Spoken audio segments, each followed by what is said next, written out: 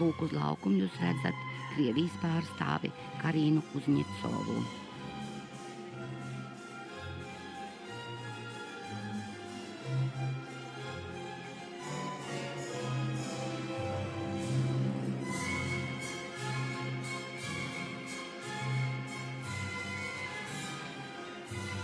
Lūk, Karinas Kuzņecovas daudzcīņas rezultāts vingrojumā ar apli bija 18 punkti un 1 desmitdaļa.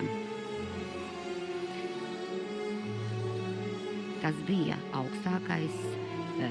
augstākie punkti lūk šajā vingrojumā ar apli. Viņa arī daudzcīņas sacensībās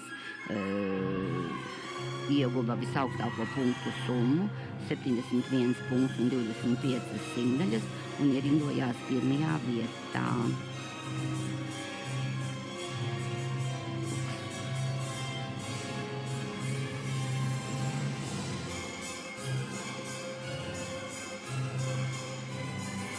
Arī ļoti skaista vingrotāja.